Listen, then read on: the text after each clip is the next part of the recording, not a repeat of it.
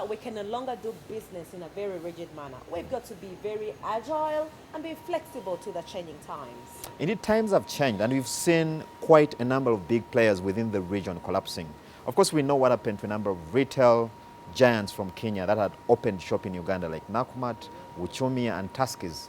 They've all gone under, even before the outbreak of the COVID-19 pandemic. And then we wake up to very sad news of the one only Britannia, the biscuits that you enjoyed, I enjoyed, and we all are aware of, leaving the markets due to the challenges being faced in their business. Indeed, as we talk now, the company is up for sale for 1.3 billion Kenya shillings. And the reasons that experts are pointing at is the fact that many of these retail giants that went under actually went under with a lot of money that belonged to Britannia. But most importantly, the COVID-19 pandemic and its impact on business operations. Absolutely. And now we know that even with the coming of COVID, there's been an exposure of the very big challenges in the market. What we were actually facing has been exposed by COVID. And we are dedicated this year especially on Money&Markets to bring you solutions or share with you counsel from the experts drawn from across sectors to find a way on how you can actually ride the tide of COVID-19 and the post-COVID era. Welcome to Money&Markets. As the economy opens up, we're all very excited for our children to go back to school. Many of you have actually taken to social media to speak to the school requirements that have almost come close to an introduction ceremony. Today, we speak to a business development specialist who highlights how this can be harmonized from the side of the school and the side of the parents.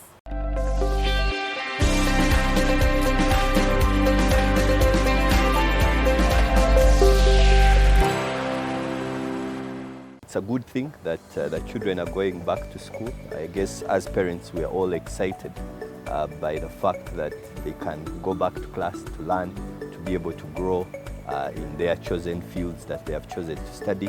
So I think there is a bit of excitement. But we're also coming out of a very unprecedented times. The last 2 years have been tough. They have been tough. Many parents have lost work. Many parents have had pay cuts. Parents who are business owners have seen drops in their businesses. So there is certainly a financial strain on the majority of families. And that financial strain will manifest in this January when you have 3, 4, 5 children going back to school at the same time. And you should remember that in our structure as a country, you are not only looking after your children. People are paying school fees for nephews, for nieces. And so when you look at that bill and the requirement, and on top of the fact that you can't use the uniform you used 2 years ago, on top of the fact that some of the books have disappeared, sometimes even the suitcases have disappeared. So that has caused this January to be really a tough time, because it's a big cost coming out of a time which has been really tough. So many parents are kind of negotiating to see how they can walk through this complex period. When you look at both the schools and the parents, both these parties have been going through this situation. And I'll talk about the schools first. I think schools have gone through an unprecedented period. If someone told you 3 years ago that a school would spend 2 years closed, you'd say it's impossible. How can that happen? But we have just seen it happen. And not just 1 or 2 schools, but all schools. That means that this entire sector, the education sector, has been constrained in unprecedented ways. Some schools had credit with financial institutions. A number of financial institutions have come out to help and ease that tension. But those facilities still remain. Some facilities were being rented, they have been taken by the people who were renting them out. So the the education sector is coming out of a very difficult period. And yet we wanted to be prepared to receive our children and start teaching. So I think that most school administrators are really fighting for survival right now. How can I get this school open? How can I be able to start off? And you'll find that as they battle to find those resources, quite a bit of this responsibility has been shifted to the parents, because possibly run your bank for a facility, the bank says you are so much in credit, so much in debt, we can't help you. So you say, let me try to push to the parents. Now, that forces us to be parents, because as I mentioned earlier, also the parents have been going through exactly the same situation. Some of them are out of work, some of them have been struggling during this period. So what I think needs to happen is a conversation for how do we get the ship moving. And I think that's the conversation which schools have to have with their parents, to say that, you know what, this is the position we are in. We want your child to start school, but the truth is that I have no food in the stores and I need to make sure I buy some food so that the children can have something to eat. That conversation needs to happen, and I think it would be helpful if this conversation is candid. It shouldn't be sit with your parents, if you try to communicate to them and tell them honestly that we need to get this ship going, and this is how we are going to get it going. I think as parents, we receive that news sometimes with weight. It's quite a heavy weight. I mean, if you are struggling to get the fees together, and then the requirements bill seems as though it's the same as the fees, certainly there will be a bit of pushback. But I think that we need to have a balanced conversation about this. One thing which we need to appreciate is that education is quite expensive. It's quite expensive, and some of these things are necessary. They are essential for the child to be able to learn. And if they are, irrespective of the cost structure the school chooses to have, some schools will charge high fees and provide some of the things. Some schools will charge low fees and say bring these requirements. But I think that is just a decision at the level of the school. But the question is that we need to ask ourselves what absolutely is essential in here. And I think all parents are going through this kind of conversation to look through that list and say, is this absolutely essential? And to the extent you can actually have that conversation even with the school and say that, you know what, I feel like this I can only deliver in a month's time, but let the young man start, I've paid the fees, this I might be able to deliver. And I believe that school administrators should also receive that news and say, how can we be able to balance this? You don't need all the brooms on the first day. Possibly you'll use the ones which have arrived. But the point is that I think those conversations need to happen, because all of us want the education sector to start.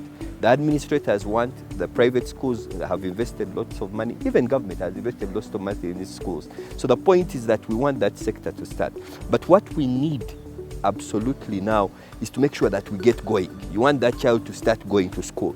And I think we look at that list and say, what is essential, what is desirable? And if something is desirable, you say, this, I think, let's see if we can provide it in a month or two. This is absolutely essential. Let's be able to get there. If you're a school owner or a school administrator, it's important to rethink everything. To rethink everything. You want to ask yourself, what do I absolutely need? You want to go to your cost structure and look at it and say, how can I make this more efficient? Why? You have to make that cost structure more efficient to allow to set a price in the market which can be accessed by the parents who are going through a very complex period of time. So you want to say, which areas of wastage have I been having as a school? Is there wastage in stationery? And how can I stop that? Are there papers I am printing that I shouldn't print anymore? Should I set up a WhatsApp group for communication instead of having to send out a circular? Those are questions which have to be had by every school administrator. Why? Because if you reduce your prices, you may just be able to give us the school fees that we had before COVID.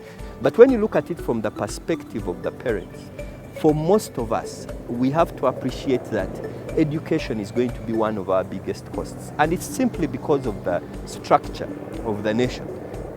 7 to 8 of every 10 Ugandans are below the age of 25.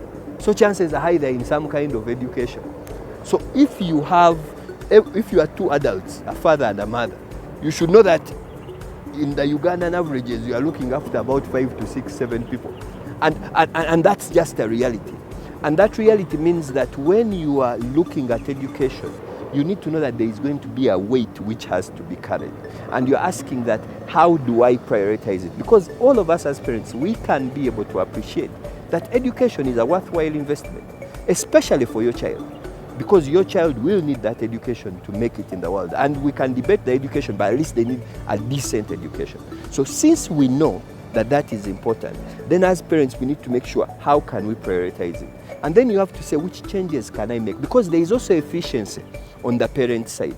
You might be you might be having to travel for 1.5 hours to go to school every day.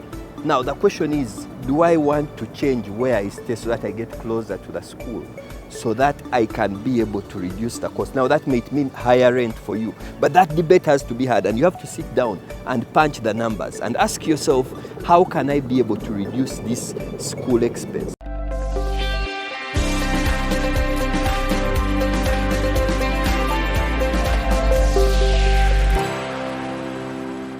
Well, we'll now take a very short commercial break. We'll pick it from there after this break.